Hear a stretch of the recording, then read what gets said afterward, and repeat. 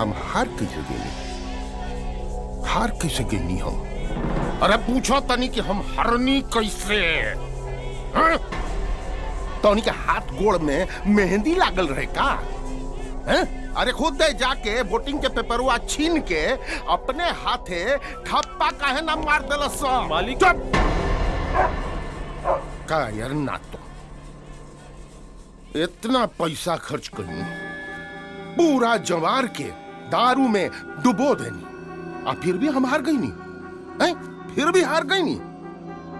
पूरा गांव वाला सब हमरा साथे नमक हरामी कइले बा। हमरा साथे पारसनाथ के साथे नमक हरामी। अब हम तोहर औकात दिखाएब। हम दिखाएब आपन जात, ऐसन जात दिखाएब कि तोहरा रोए खातिर खून के आंसुओं कम पड़ो।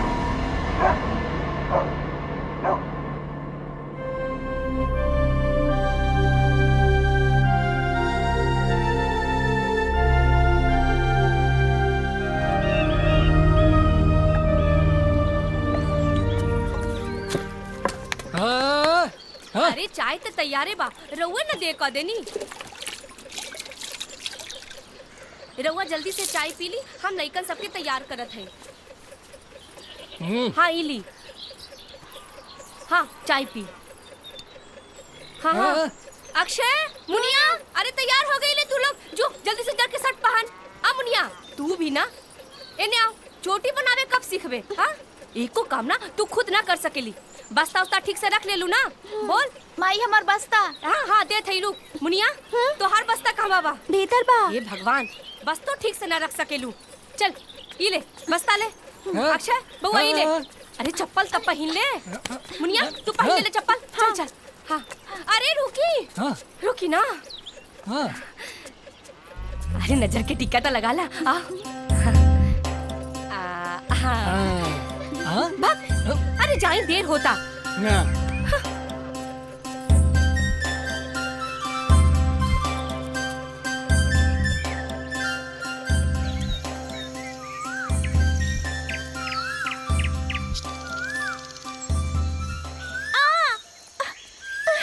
बाबूजी रुको, बाबूजी सुनो तो।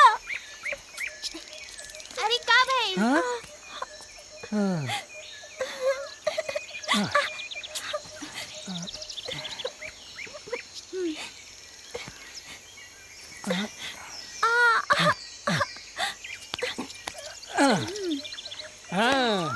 मुनिया के चक्कर में ना अब फेरू देर हो जाए स्कूल पहुँचे में।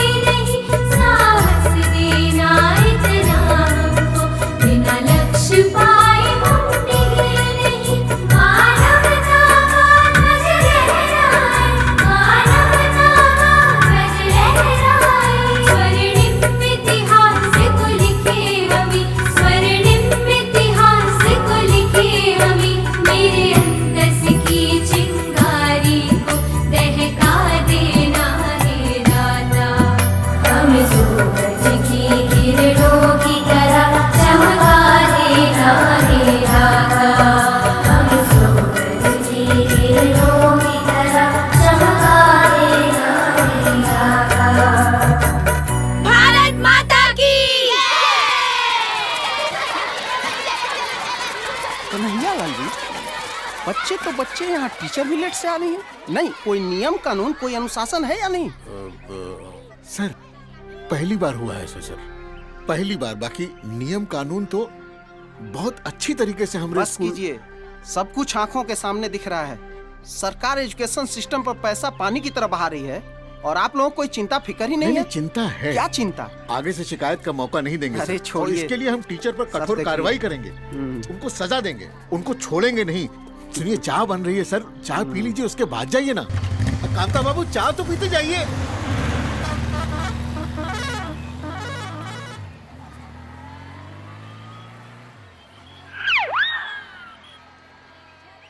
आप हमको टुकुर टुकुर देखेंगे या जाके लेंगे क्लास? अच्छा बच्चों, तो आज हम तुम लोगों को 7 रंगों के बारे में बताएंगे। यस सर। तो मेरे साथ बोलो, वी से वायलेट, हाँ। आई से इंडिगो, बी से ब्लू, जी से ग्रीन, वाई से येलो, ओ से ऑरेंज, और आर से रेड। हाँ, तुम क्या बना रहा?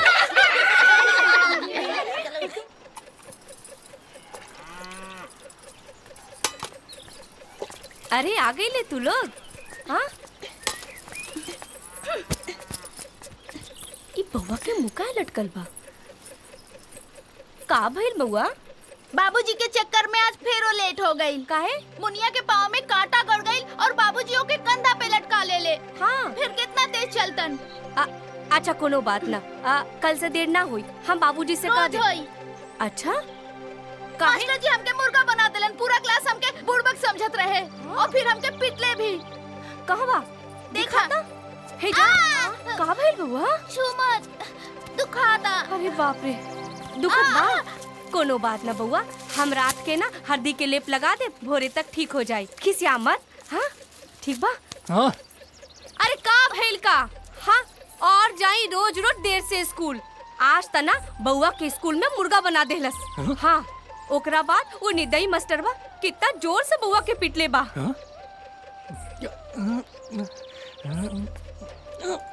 ठीक बा, हम मुनिया के जाके देखा था, रउआ जाए बउआ के मनाई। मुनिया, ए मुनिया, दिखाता कहवा काटा गड़ल रहे। चल मलहम लगा देते हम तोरा। आ ठीक से देख के चलेंगे।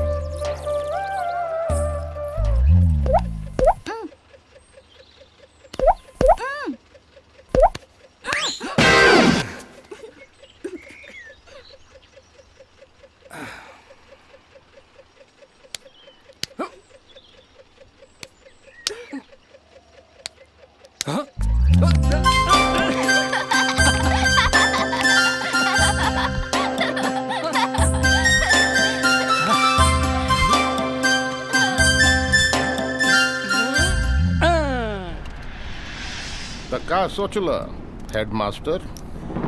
10%। पारस बाबू, 10% तो अभियो मिलेला। फिर कलुआ की दुकान में का खास बात बा? अच्छा चलो 15% कर देंगे, अब तो खुश? एक काम करी पारस बाबू, झुनझुना पकड़ा दे हमरे हाथ में रुआ। 15%। अरे कन्हैया, झुनझुना के साथे लेमन चूसो तो देता नहीं। 15% कम ना होखेला, समझ लो। एक बात सुनी, कम से कम 25%। नहीं तो कोनो बात नहीं कहे, 25% ही चाहिए। तू बहुत लालची हवा हो, बहुत लालची हवा। अच्छा चलो, ना तो हार ना हमार। 20%। अब तो खुश पड़ा ना? हाँ? चली तो हर बात राउर की बात कोनो टाल सकेला का? कल से कलुआ के दुकान से मिड डे मील का सामान आई। बहुत अच्छे। शुअरा को खा ले।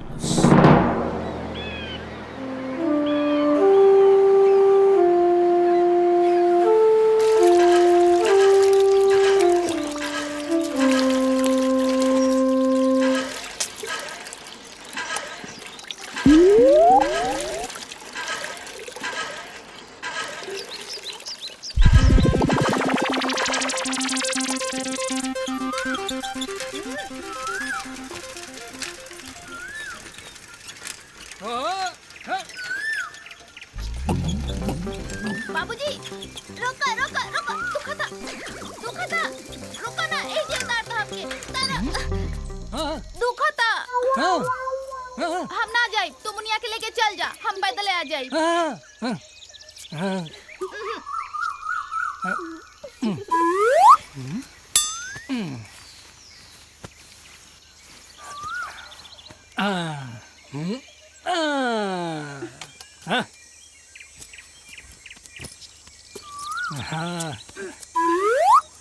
बाबूजी गमछा से कुछ ना होई। अभी वो लागता। बाबूजी लागता। बाबूजी रोक दो। रोक दो। रोको ना। पीछे में दुखाता। दुखाता। बाबूजी गमछा से कुछ ना होई, पीछे दुखाता। हट। कुछ यार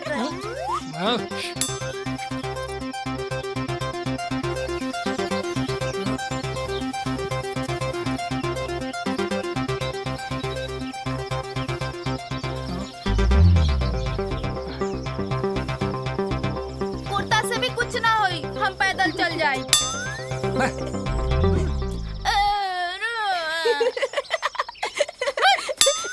मुंह तोड़ दे तोहर।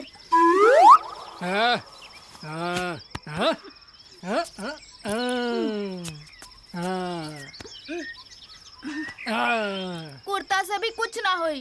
कहाँ से खटाड़ा साइकिल ले आइल बड़ा? रोका, रोका, उतार दो हमके। रोका, रोका, रोका, रोका, रोका। बहुत चुभता। ना, हम स्कूल पैदल ही जाए।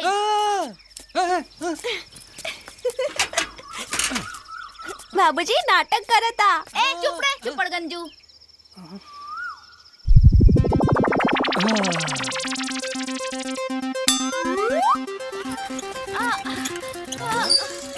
फिर साइकिल से कब ना आए? चलो चलो जल्दी।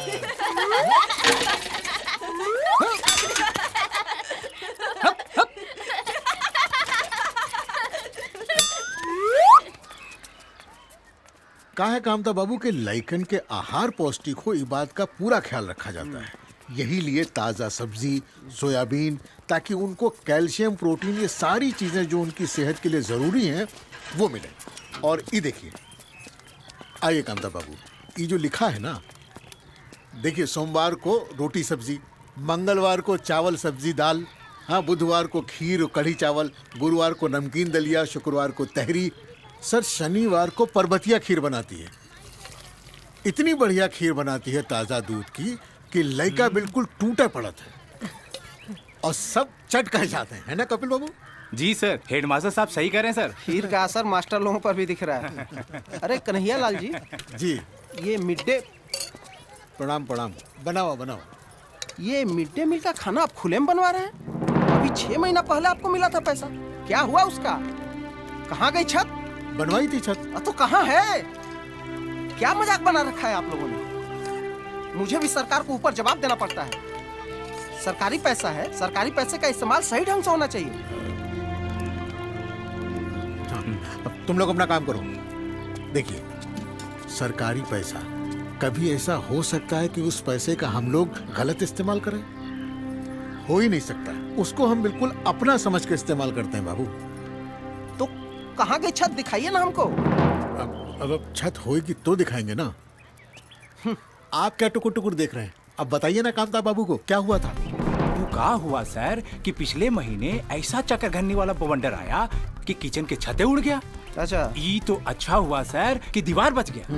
अब देखिए, इससे एक अच्छा बात क्या हुआ कि जब पहले छत था ना तो धुआं भरता था अंदर, सबका दम घुटता था। अब छत नहीं है तो दम नहीं घुटता। लेकिन ये किचन सब हमारा दम बहुत ज्यादा घुट रहा है। कल को मंत्री जी आ गए दौरे पर तो कौन सी दिखाएंगे उनको? ये अपना ओपन एयर किचन और ये गंदे संदे बर्तन। अरे लापरवाही की भी हद होती है। इस योजना पर सरकार की कितनी नजर आपको मालूम है ना? मालूम है, तो आप ही कोई रास्ता निकालिए ना। अब मैं क्या रास्ता निकालूं? नहीं, मैंने कल को अगर मंत्री जी आ गए तो उनको क्या दिखाएंगे? ये बगैर छत की रसोई और ये गंदे संदे बर्तन। देखिए, थोड़ा सा एक्स्ट्रा फंड अगर सैंक्शन करवा दिया ना तो छत डलवा देंगे और सारी समस्या। चलो देखते हैं।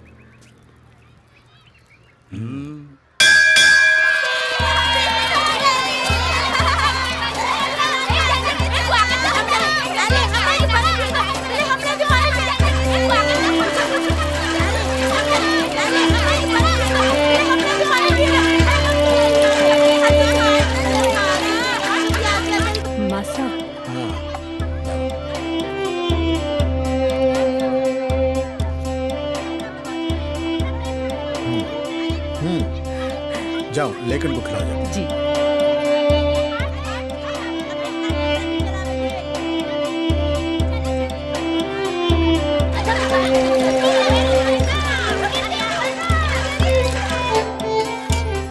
चलो सब लाइन में आ जाओ। अब आवा। चल।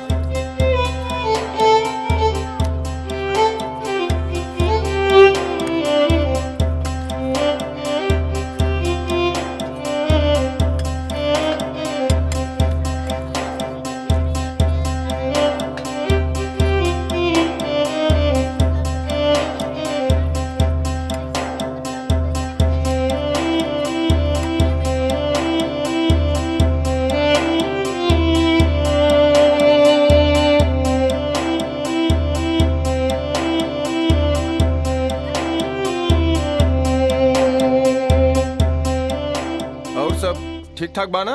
हाँ बढ़िया बा। स्कूल के सामान पहुंच गए ना? अभी अभी लेके गए। अब बहन लेके गई ना?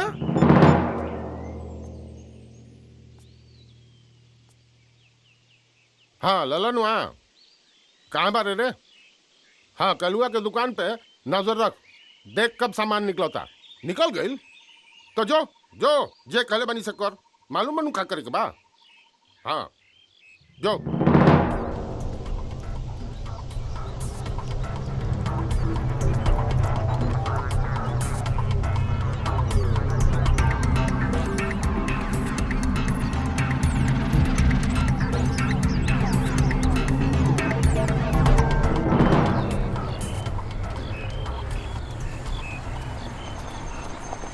अरे वाह भाई, कल्लू जी सामान भेज दिए का? जी ले आए। हरिया इधर आओ।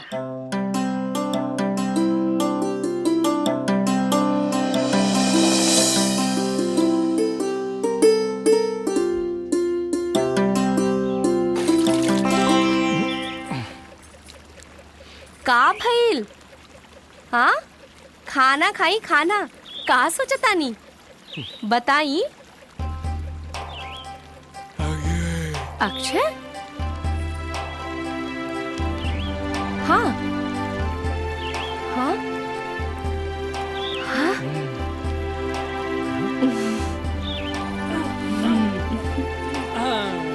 हाँ हाँ हमार अक्षय ना पढ़ लिख के अफसर जरूर बनेगी और फिर ना हमनी के सब दुख दूर हो जाए।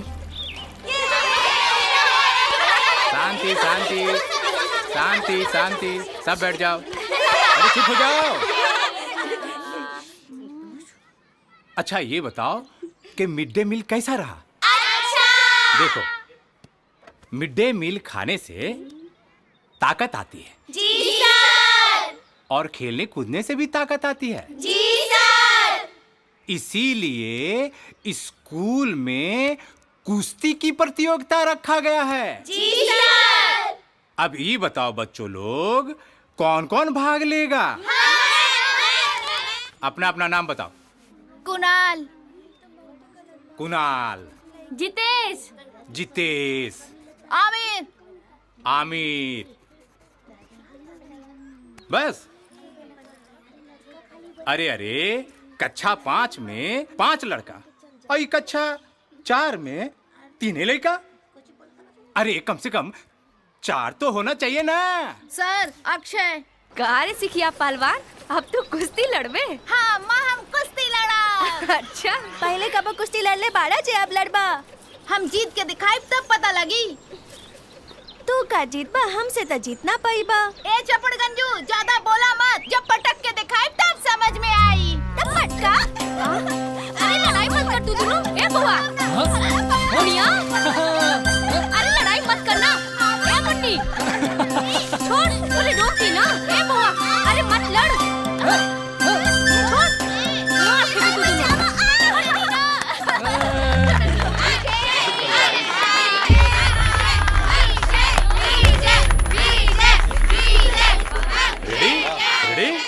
ई मोटुआ के मालूम नहीं खे हम कोनो कच्चा खिलाड़ी ना हई। पतल सुट्ठा ऐसे देखता जैसे हमरा कच्चे खा जाए। Sorry sorry sorry.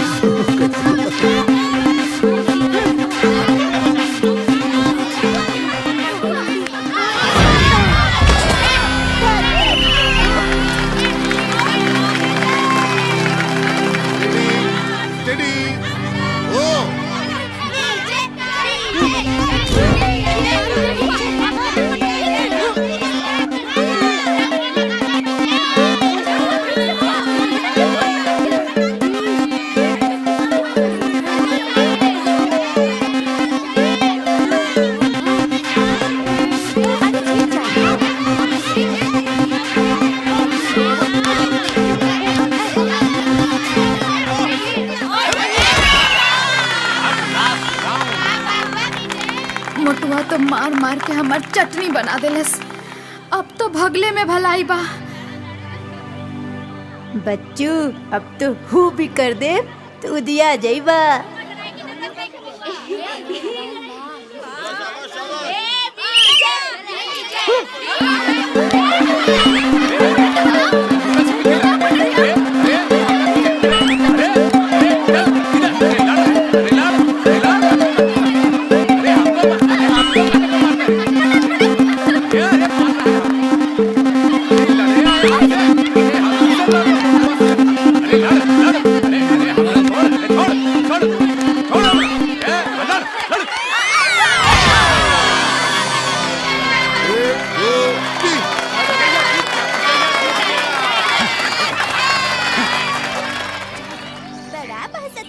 जीत के दिखाई, हार गई ले ना।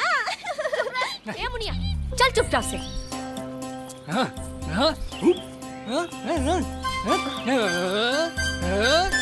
बस करी बहुत हो गई। खेल में ता हार जीत होबे करेला, लइका कम से कम कोशिश तो कैलस, अगला साल जीत जाए। ए में ता कहे सुना कि कौन बात बा।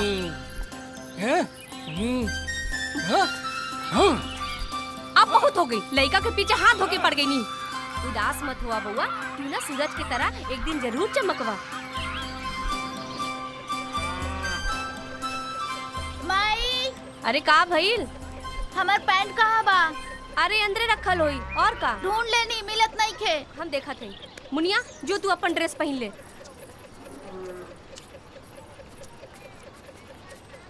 कपड़ा सुखा के हम मेजे तो रखने रानी, कहाँ चल गई पैंट? माई, हाय देखा का भइल? अरे ये का? ये गिर कैसे गई? अब का करी? देखी ना, पता ना ये कैसे गिर गई और गीला भगल पैंट। अरे हम ठीक से न पसारब, रोज रोज का रुपए पसारे नी। चला तानी हमरा पे लांछन लगाबे।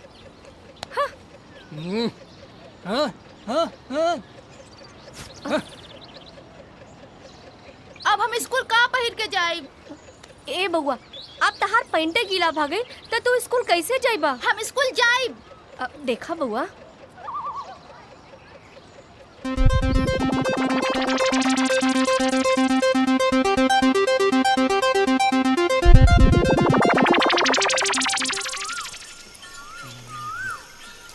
बाबूजी मुनिया के सलवार पहना देला, सब स्कूल में हमार मजाक उड़ाई। हम स्कूल ना जाई। खाती नो ना जाई, छोड़ो।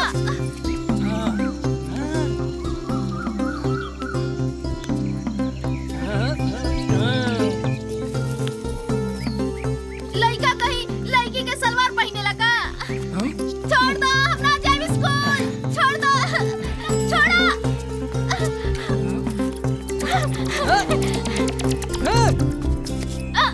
ना जाए बाबूजी।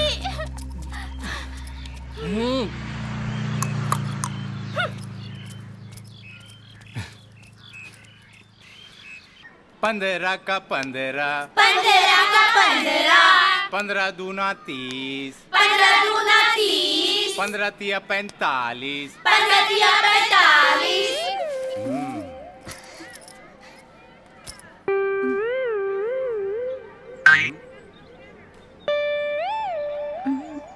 लागत आज फिर मुर्गा बनने के पड़ी।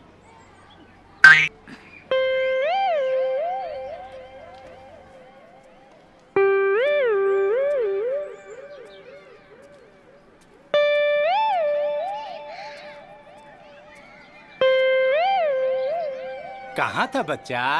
सर वो घर से आए में लेट हो गई। लेट हो गया, लेकिन कैसे?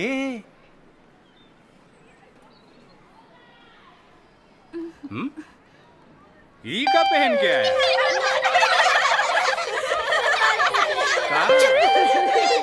सर अपन बहन के सलवार पहन के आयल बा।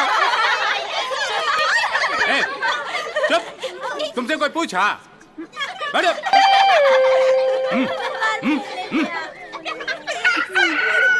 15 पचे 75, 15 छक्का 90, 15 साते 105, 15 आठे 120।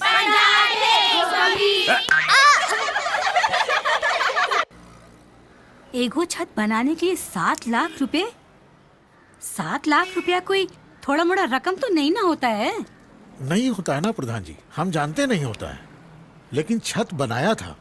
पाई पाई का हिसाब है इसमें, देख लीजिए। वो तो हमऊ देख रहे हैं। बाकी इस फाइल में ये भी तो लिखा है कि आंधी में रसोई घर का छत्ते उड़ गया। कामता प्रसाद जी, जी मैडम। ये बात आपको पच रहा है? अरे ऐसा कौन सा सुनामी आया कि सिर्फ रसोई घर का छत्ते उड़ाया? बाकी स्कूल और गांव को कुछ नहीं हुआ। हम तो इसी गांव में रहते हैं। देखिए क्या होता है कि वो जो होता है ना, वो एक आंधी आता है जो एक ही जगह पर गोल गोल गोल गोल गोल गोल गोल गोल घूमता है, चक्कर की तरह, चक्कर घिन्नी की तरह। रसोई के आसपास आया और घर घर घर घर घर घर घर घर वहीं घूमा गोल गोल गोल गोल गोल और छतें उड़ा ले गया। अब देखिए अब बताइए कि जब छत उड़ गया तो अब इसमें हमारी क्या गलती है? प्रकृति के आगे तो कुछ मतलब किसी की चलती नहीं है ना। प्रकृति। हाँ प्रकृति। प्रधान जी, मैडम, प्रधान जी, आपको इसमें कोई झोल झाल बुझा रहा है क्या? अगर ऐसा है तो एकदम खुल के बताइए। जहाँ तक खुल के बताने का बात है तो समय आने पर वो भी बता देंगे। लेकिन एक बात बता दें, मिड डे मील हमारे लिए बहाना है। हमें तो अपने गांव के लोगों और बच्चों को शिक्षित बनाना है। बाकी तो आप खुद ही समझदार हैं। बुझे? चलते हैं। कन्हैया बाबू जी। ये क्या धांधली है? नहीं, पूरी दुनिया को आप बेवकूफ समझते हैं क्या? नहीं बेवकूफ अली, आपने तो यार छत ही उड़ा दिया। नहीं उड़ गया ना। उड़ गया ना, तो एक दिन आप भी ऐसे ही उड़ जाइएगा, समझे ना? याद रखिएगा। सुनिए तो कांता बाबू,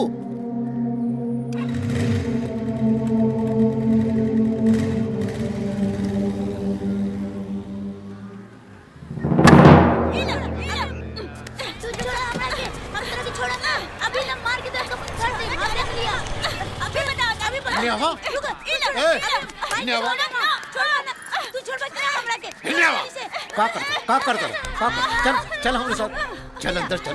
बहुत चर्बी चावल बना, चल बताओ थोड़ी तुम्हें के, चल अंदर।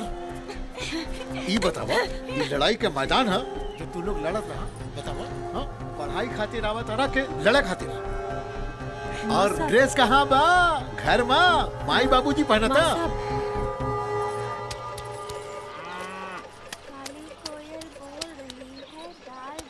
मुन्नी, मुनिया, हाथ मुंह धो ले, हम खाना निकाल देत हई।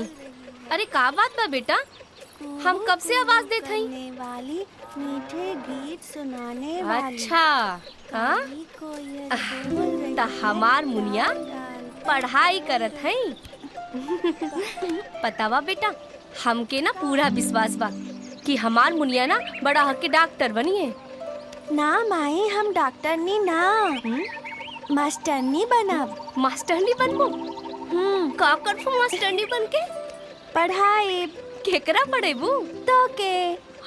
हमके? का पढ़ेबू हमके? अच्छा पहले ठीक से बैठा।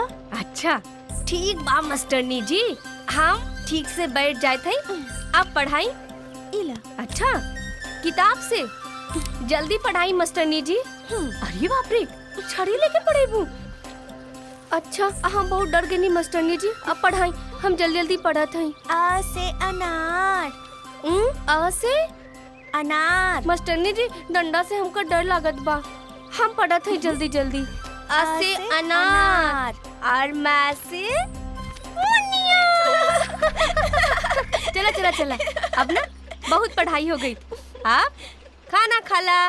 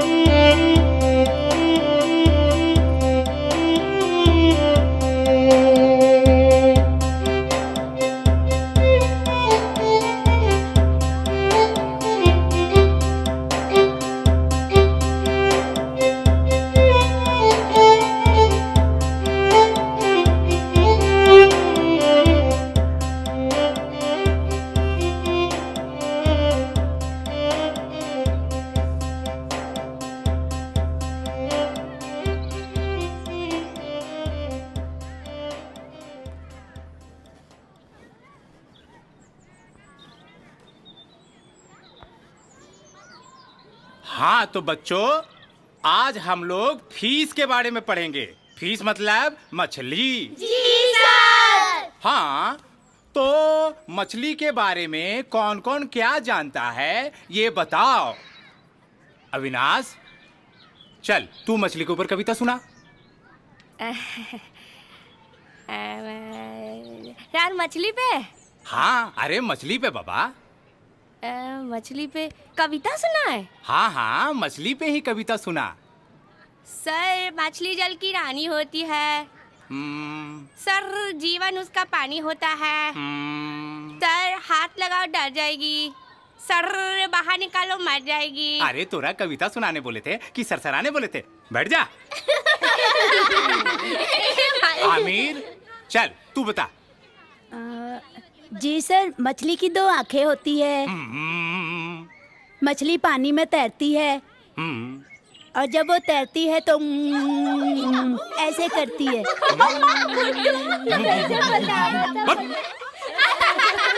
अच्छा, अब कौन सुनाएगा? आमिर, ऐसे काहे मुंह बना रहे रे? हाँ अक्षय, तू सुना। मछली जल की रानी है, जीवन उसका पानी है। अब अरे अक्षय, अक्षय, अक्षय को क्या हुआ? आमिर, अरे ये सबको क्या हो गया? अरे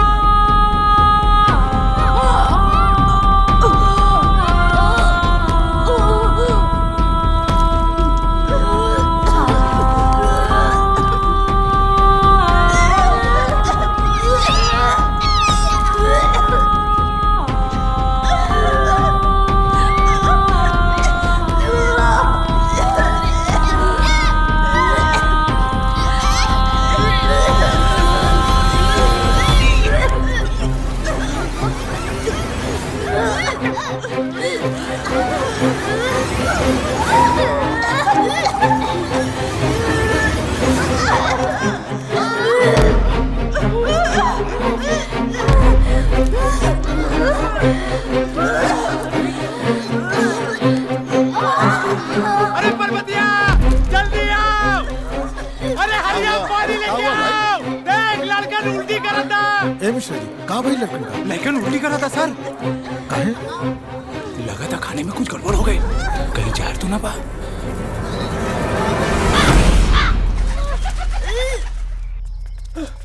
जल्दी चल, तनी जल्दी चलो भैया। ए गिरधर, स्कूल के खाना में जहर मिल बा। बच्चा लोग खा के उल्टी करा था।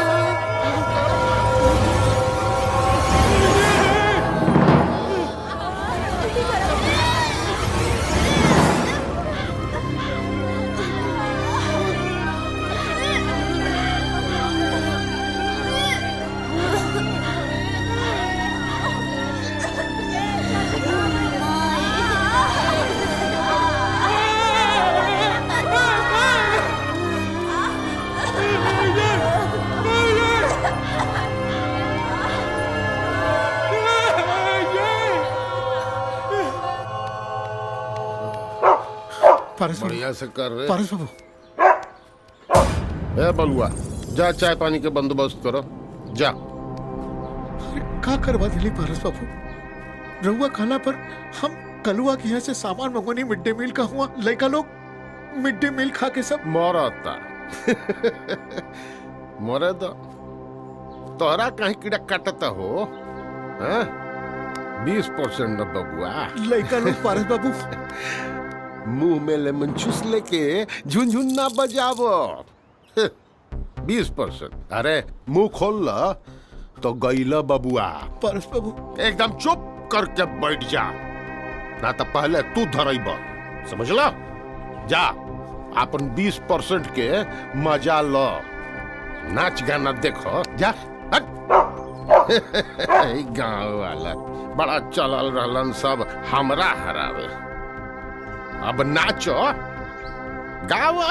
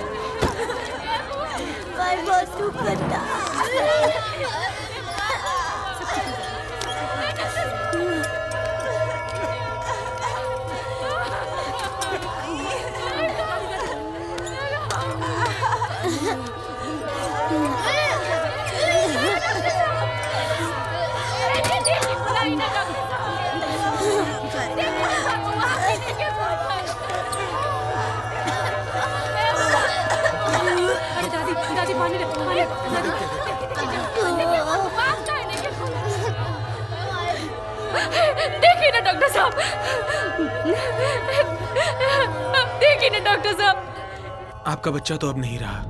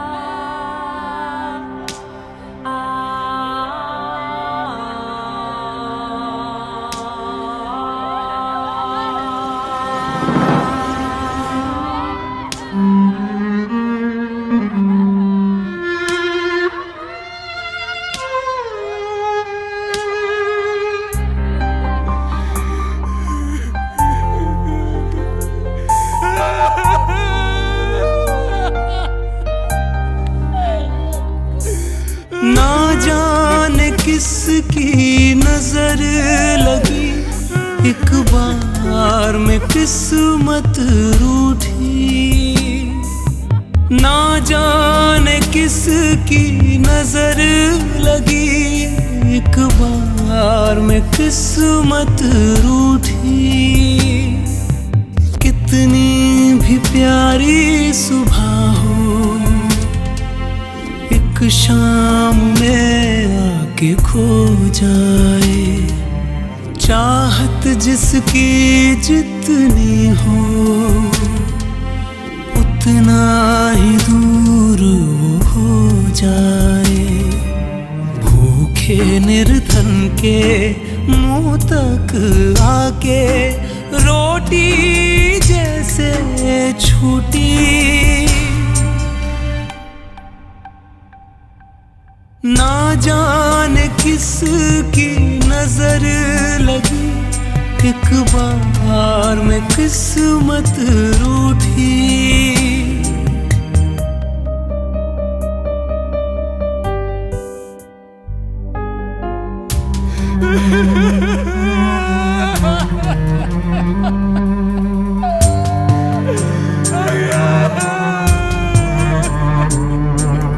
इस बेजुबां की आवाज थी, एहसास थे ख्वाब के। पन्ने सारे कोरे रह गए तेरे बिन किताब के। यादों की माला में है गूथी तेरे नाम के सारे मोती।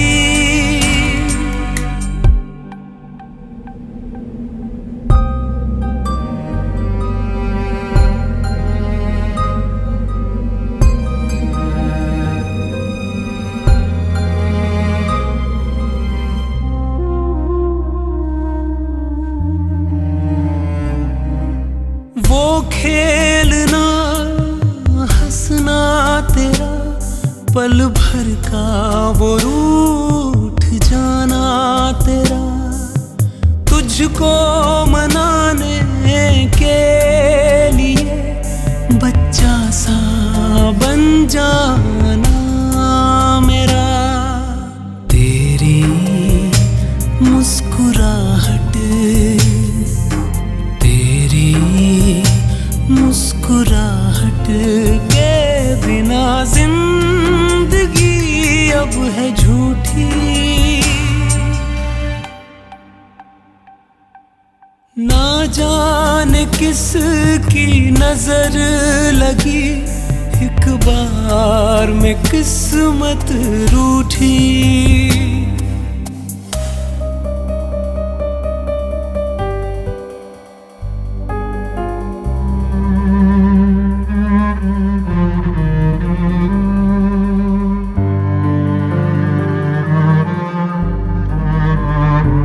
और ये दर्दनाक हादसा के बाद पूरा गांव में खौफ के लहर बा। अब केहू भी अपना लइका के स्कूल भेजे खातिर तैयार नहीं है, और तब से स्कूल में लागल ताला आज तक ना खुलल।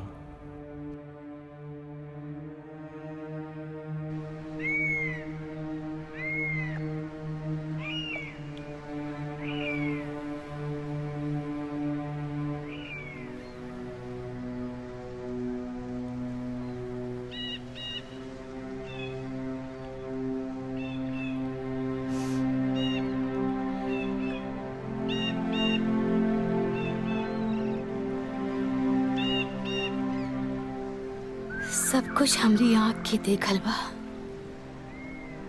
उ लइकन की पीड़ा, चीख पुकार,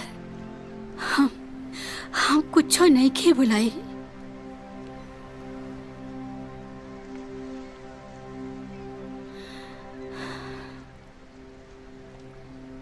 उ हमरा गांव के बहुत भयानक हादसा रहे। उ दुख और दर्द बतावे खातिर हमरे पास शब्द नहीं खे।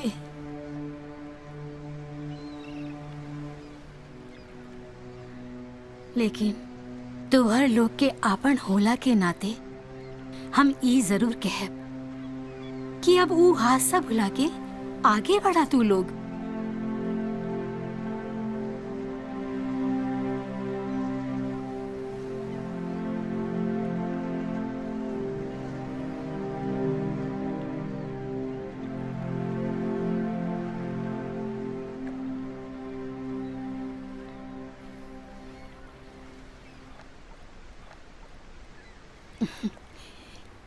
यहाँ आओ।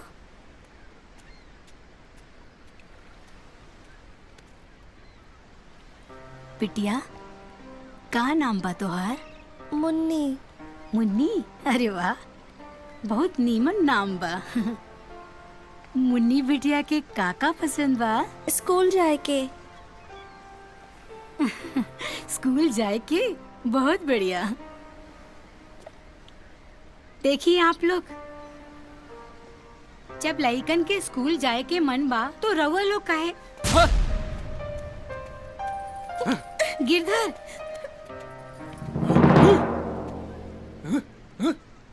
गिरधर, गिरधर, तनिक हमारी बात तो सुना।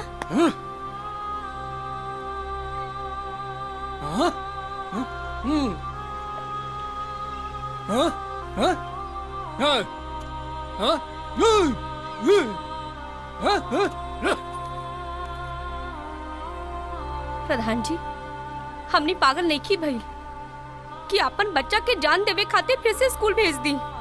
हाँ, दुर्गा भाभी ठीक कहता नहीं प्रधान जी। उजहरवा स्कूल में गांव के कोनो लड़का पढ़े ना जाई हैं। ज्ञान के बदला जोन जान ले ले वही जा दोबारा स्कूल में नहीं के भेजे के। देखिए, देखिए, हम फिर भी दोहराए कि शिक्षा की रोशनी में हर मुश्किल के रास्ता होला। देखा दुर्गा, हम तुहार पीड़ा महसूस कर सकतानी, लेकिन ई घटना में गलती स्कूल की ना, बल्कि स्कूल के सिस्टम और स्कूल की व्यवस्था में बा। और सिस्टम के गलती की सजा अपनी लइकन के काहे देता नी?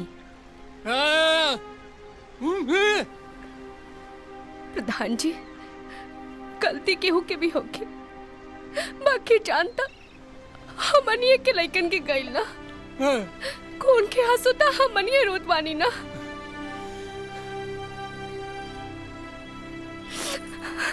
दुर्गा, दुर्गा बहन, तनिक हौसला रखा।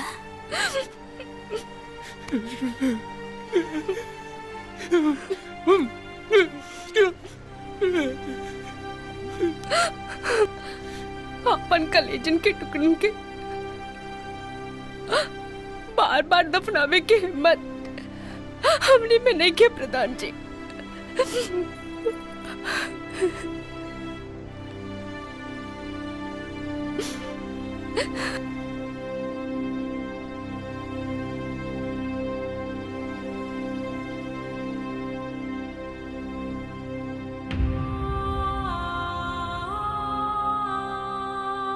अब हम स्कूल कहाँ पहिर के जाए? ए बउआ, आप तहार पैंटे गीला भागे तो तू स्कूल कैसे जाइबा? हम स्कूल जाए।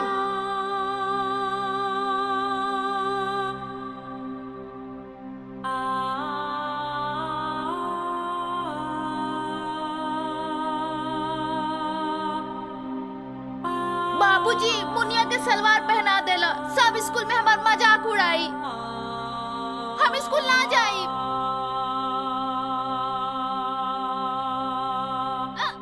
ना जाई बाबूजी।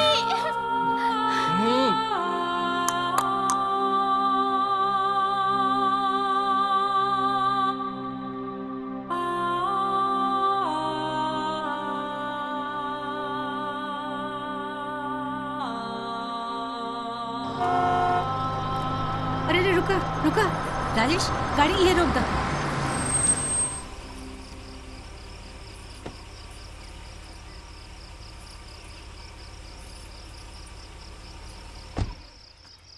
प्रणाम प्रधान जी। खुश रहा, खुश रहा। अच्छा भैल दुर्गा, तू यही मिल गई।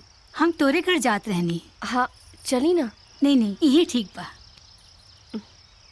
का बात बा, बोली।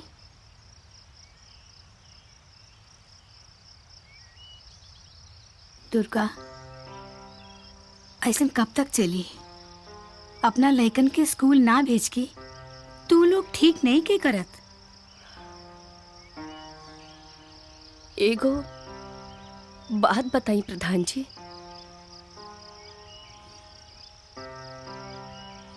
अगर यहाँ सा बोले के तो ना चाहिए। राहुल बेटा के जहान जात रही तभी और राहुल यह बात कहती बोली।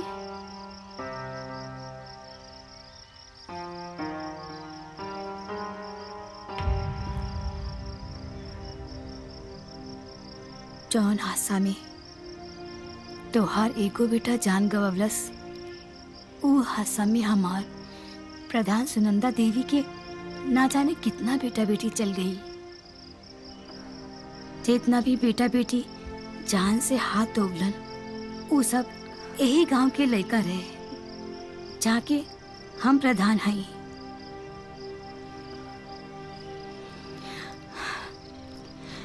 हमरो छाती बहुत फाटल दुर्गा, लेकिन हम तोहरा के दिखा नहीं खी सकत। बस इतना कहे के चाहता नहीं कि एगो हादसा से जिंदगी की रफ्तार ना रुकेला। मौत के डर से केहू जियल तल ना छोड़ देला। लाख सवाल पैदा होके दुर्गा, पर शिक्षा के रुकल अपने आप में बहुत बड़ा सवाल बा, जौन कोनो हालत में ना होके के चाहिए।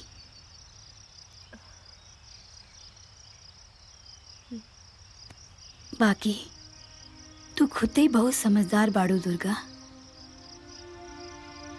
गिरधर के भी समझावे की कोशिश करिया।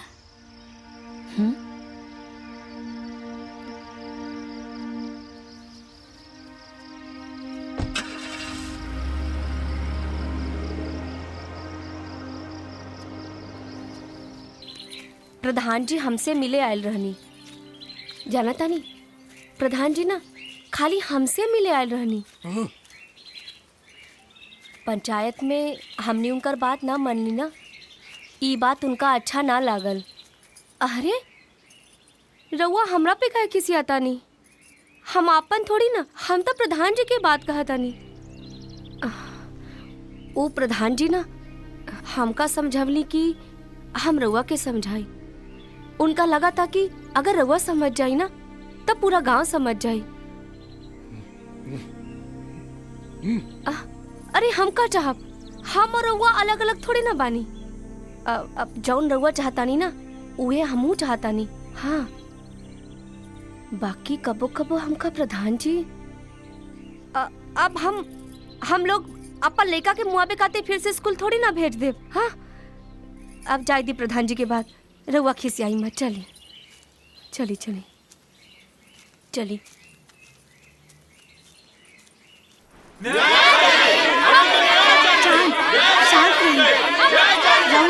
बैठे थे सही, न्याय मिली, जरूर मिली। बैठिए। देखिए जांच हो रहल बा। अरे कवन जांच हो रहल बा प्रधान जी? ई पूरा दुनिया के पता बा के लड़कन के जहर दियल गेल रहे, तो जहर देवे वाला राक्षस के अब तक गर्दन काहे न दबो चल गइल। हाँ देखिए सरकार ई मामला में बहुत सीरियस बा, बहुत जल्द कुछ ना कुछ होई। अरे दो आदमी भी ना पकड़ाई लबले बा कोनो जवाब?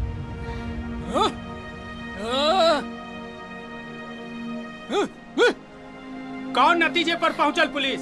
आप पहुंची कि ना पहुंची?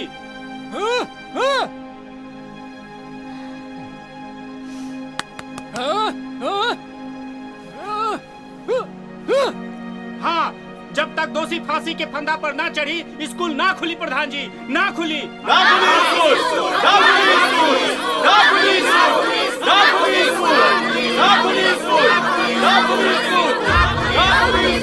अरे दो आदमी भी ना पकड़ाई लबले बा कोनो जवाब? राहुल बेटा के जान जात रही तभी और राहुल यह बात कहती। कौन नतीजे पर पहुंचल पुलिस? आप पहुंची कि ना पहुंची? हमने पागल नहीं की भाई कि अपन बच्चा के जान देवे खातिर फिर से स्कूल भेज दी।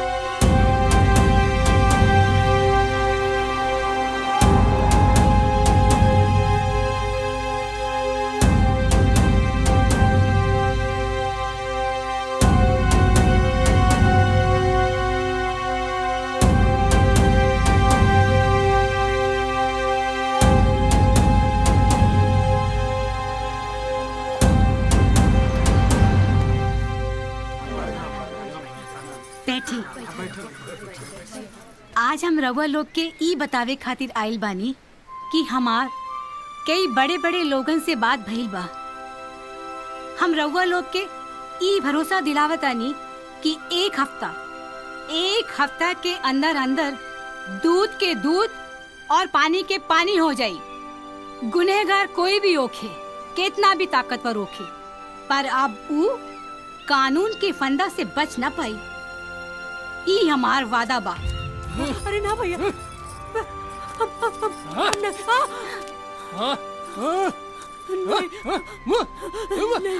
पर हमका तो पुलिस निर्दोष समझ के छोड़ दे ले बा। ना ना ना बाबू, ना ना बाबू, हम कुछ नहीं के कहले। हम प्रधान जी, हम कुछ नहीं कहले। हम कुछ नहीं कहले प्रधान जी। ना ना ना ना ना ना, हम कुछ नहीं कहले। हम कुछ नहीं कहले। पर्वतिया, डरे के कोनो बात नहीं खे। हम तोरे साथ बनी, पूरा गांव तोरे साथ बा। बोल का भइल रहे? बोल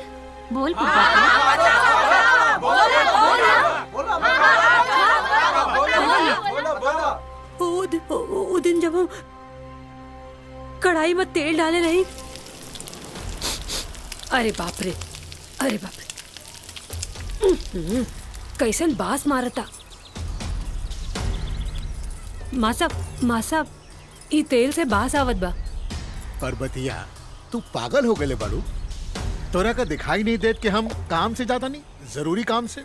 सुबह सुबह तेल का अपशकुन लेके आ गेलू। जाके काम कर, अपन जौन पकावे बा पकावा जा।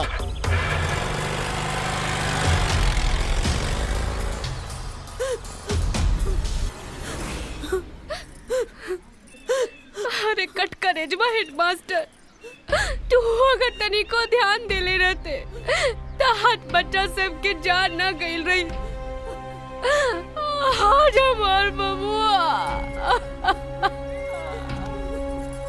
दुर्गा, चुप हो जा दुर्गा, चुप हो जा, मत रो, चुप हो जा दुर्गा। जानबूझ के थे ना, पर यही में हेडमास्टर की लापरवाही तो साफ साफ बुझा रहल बा। पर्वतिया, नियम के हिसाब से तो लइकन के खाना खियावे से पहले हेडमास्टर के खाए के पड़ेला ना। हम खाना लेके गए रहनी। भाई खातिर आवत आरा के लड़ा खातिर। माँ साहब, और ड्रेस कहाँ बा? घरे माँ अम्मा बाबू जी पहनिए का? माँ साहब, बन मुर्गा, समझा नहीं तो ऐसा उछेड़ेंगे ना, चमड़ी निकाल के बाहर कर। माँ साहब, का है? माँ साहब, खाना तैयार बा। तो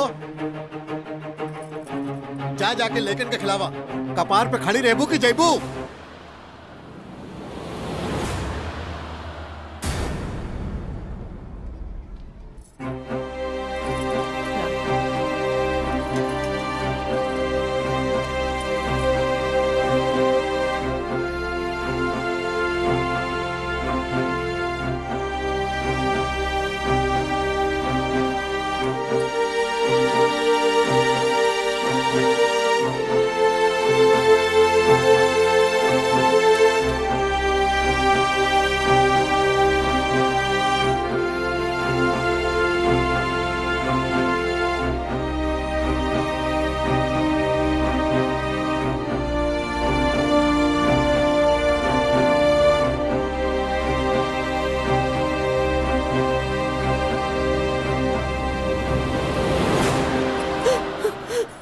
तो लागता कि हमरा से ही पाप हो गए।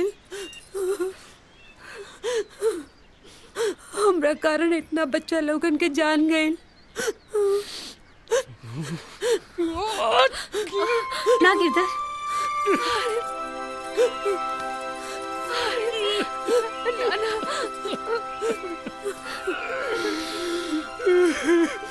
गिरधर, इमे पर्वतिया के कोनो गलती नहीं के। ऊपर हेडमास्टर की लापरवाही बा।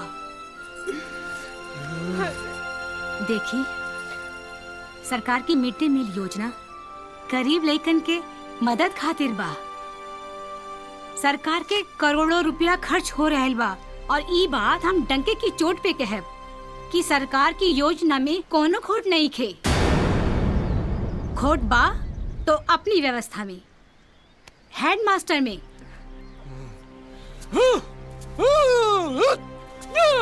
ठीक बा, पहले हेडमास्टर के पकड़े के चाहिए। चलो चलो हम पकड़ ले बुके।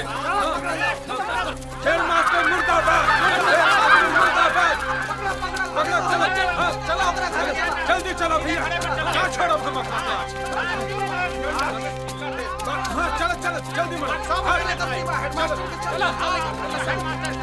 आज ना छोड़ो बाबा। चला चला।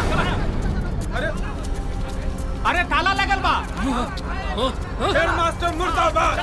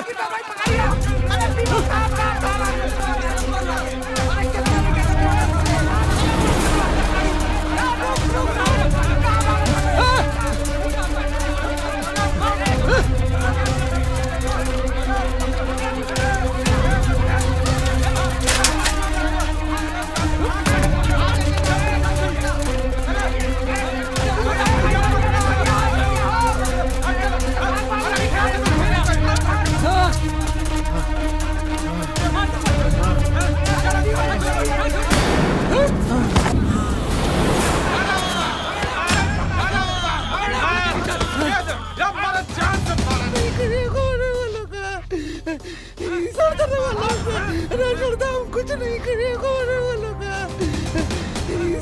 ये सब तो फारसनाथ के लिए तो लालच माफ कर दे हमको, माफ कर दे हमको। माफ कर दे हमको।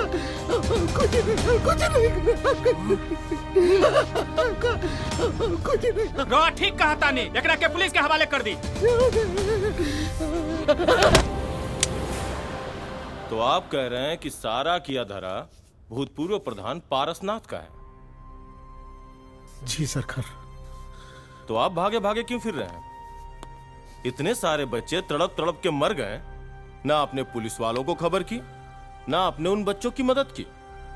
सारा देश आपके स्कूल को जहरवा स्कूल बोल रहा है और आप कह रहे हैं कि आप गुनहगार नहीं हैं। हम गुनहगार नहीं सरकार, हम गुनहगार नहीं है। गुनहगार तो वो है, वो दड़ियल ससुरा पारसनाथ चुनाव में हार गया, उसका बदला ले खातिर ऐसा खेल खेला है। हम तो सपने में भी नहीं सोचा था कि अपनी इतनी सी लालच इतने बच्चों का जान ले लेगी। हेडमास्टर साहब, लालच बुरी बला है। ये आपको बच्चों को सिखाना था, आप खुद ही नहीं सीख पाए। अब तो अदालत में जज साहब ही आपको सिखाएंगे। हमको माफ कर दो सरकार, हमसे बहुत बड़ी भूल। माफ करना अब हमारे हाथ में नहीं है, अदालत के हाथ में है। पर मैं तो चाहूंगा कि तुम दोनों को ऐसी सजा मिले कि भविष्य में कोई ऐसा लालची पैदा ही ना हो। चल चल, सीएम तक हमको जानते हैं, तुम नहीं जानता हम कौन है। मैं तो अच्छी तरह से जानता हूँ, और मैं क्या, देश की सारी जनता जान चुकी है। हाँ, ये जनता हमको इलेक्शन फिर से जिताएगी। हम जेल से इलेक्शन लड़ेंगे, आज जीतेंगे। अब तुम्हारा ये वर्दी नहीं उतरवा दिए तो मेरा नाम पारसनाथ नहीं। ठीक है, चल के अदालत में अपना पूरा इंट्रोडक्शन देना। हाँ, देंगे, पूरा देंगे। देखी, जेकरा जेकरा पे हम सबके संदेह रहे, ऊ आज सब लोग पुलिस के कब्जा में बा। बाकी ना बा। हाँ हाँ ऐसे लोग अपनी गंदी सोच के कारण अपना बच्चा बच्ची के दांव पे लगा देला तो दूसरे के बच्चा बच्ची के ता बात ही का बा। और ऐसने लोग अपनी करनी के कारण सरकार की बढ़िया से बढ़िया योजना पर भी सवाल खड़ा कर देला। त रउआ लोग आप ही बताई, ऐसे गिरन लोगन के खातिर अपना लइकन का भविष्य अंधेरे में धकेला नहीं ना? तो आप लोगन से हमार विनती बा कि रउआ लोग स्कूल भेजल शुरू करी, ठीक बा?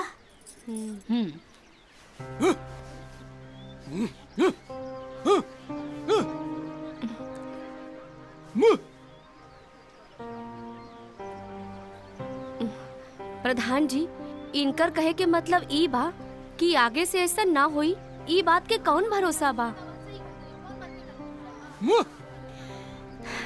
गिरधर, होनी के केहू न जानेला, पर अनहोनी के डर से छिप के बैठल भी तो नहीं के जा सकत। और सबसे बड़ी बात, जौन घटना के दर्द हम सब महसूस करतानी, ओके दोबारा होके से रोके खातिर भी शिक्षा के प्रसार जरूरी बा। माना तानी ना? ता एक बात बताई रहुआ लोग, अगर परबतिया पढ़ल लिखल रहित ता ई घटना होइत नहीं ना? ये बात सही बा। अगर हम पढ़ल लिखल रहती तो ये घटना कबहू न होइत। देखी देखी, हमरा बहुत खुशी बा कि रउआ लोग हमार बात समझता नहीं।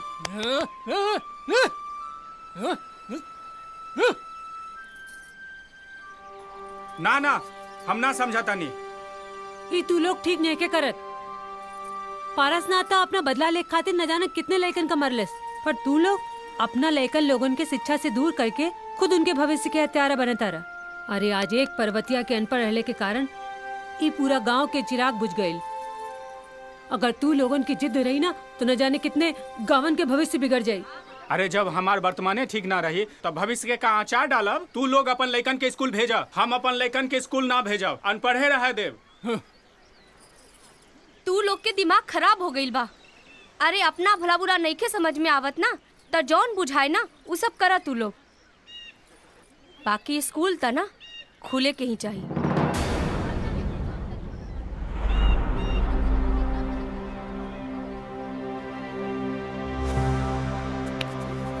अरे रुकी ता। गिरधर, गिरधर,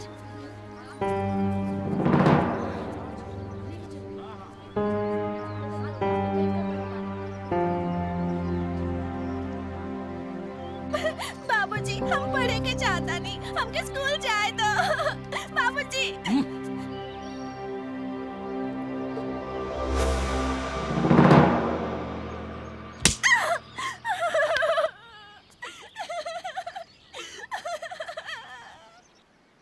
गिरधर ये ठीक नहीं के करत। जीते जी अपनी मुनिया के मार रहल बाड़े। अशिक्षा कितना जिंदगी बर्बाद कर देला। एकर सबसे बड़ भुगभोगी हम खुदे बानी। वो कैसे प्रधान जी? हमार बाबूजी एगो साहूकार के लगे जमीन गिरवी रख ले, लेकिन वो दिन हमार बाबूजी जमीन के कागज पे ना आपन मौत के कागज पर अंगूठा लगा देले। उनका अनपढ़ होकला के फायदा उठा के बेईमान साहूकार हमने की सगरी जमीन हड़प लेलस। हमने की जिंदगी तहस नहस हो गई। ओकरा बाद हमकी समझ आई कि जिंदगी में शिक्षा कितना जरूरी होला।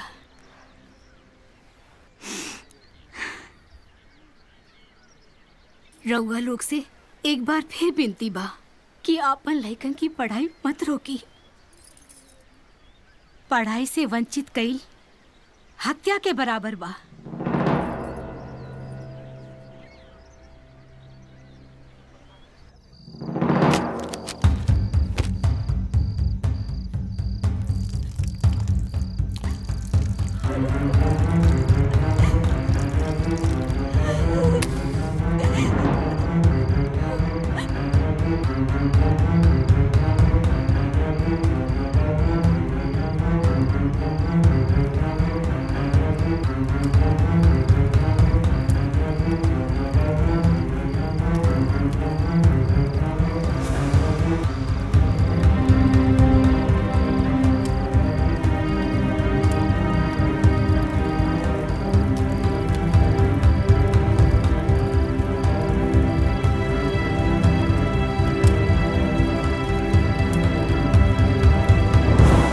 अरे अरे ई का कहीं नहीं लगता ना रउआ के दिमाग एकदम सच्चे खराब हो गइल बा। अरे ई का कर देनी रउआ।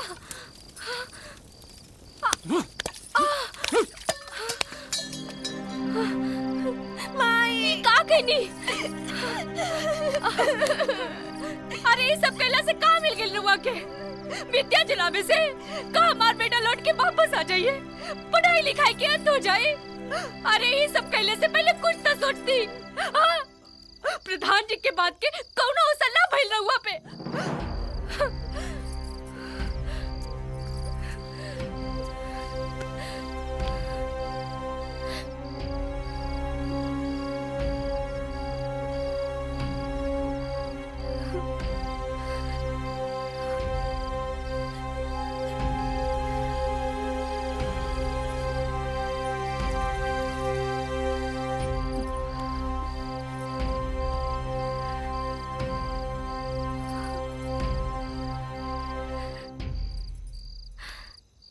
देखी आपन भय मुन्नी पर लादल ठीक नहीं खे। हमार बेटी के भी तो कौनो भविष्य बा। होकर भविष्य के साथ खिलवाड़ मत करी। अब चाहे जौन कुछ भी कर ले, बाकी हमार बबुआ तो लौट के वापस तो ना आइए ना।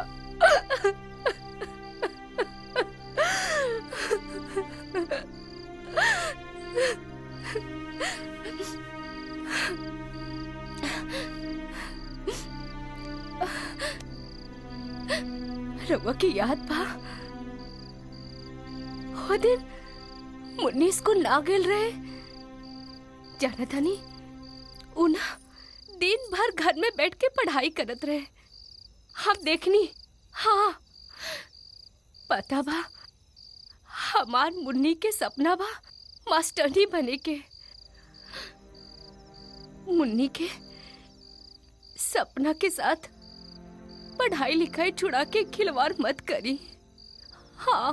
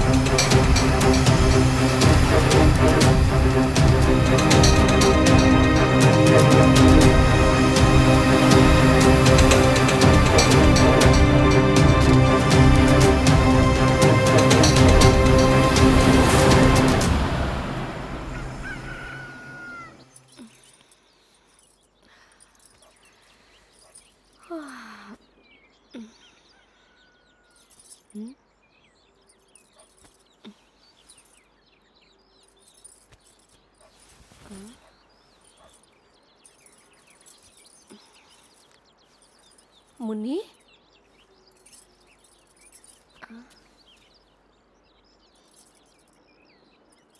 मुनिया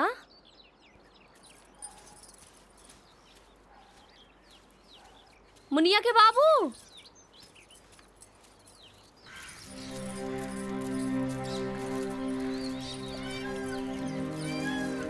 मुनिया ए बउआ रुका रुका रुका का चाची? हमार मुनिया और उनकर बाबू के देखला हा? ना चाची हम ना देखनी है।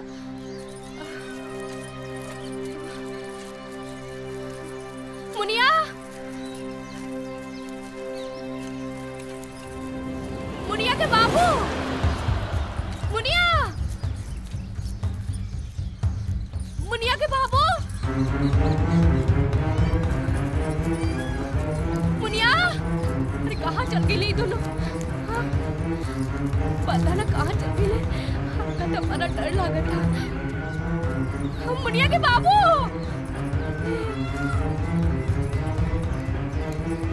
ये चाची इनका और मुनिया के होने हाँ नदी की तरफ। मुनिया के बाबू मुनिया मुनिया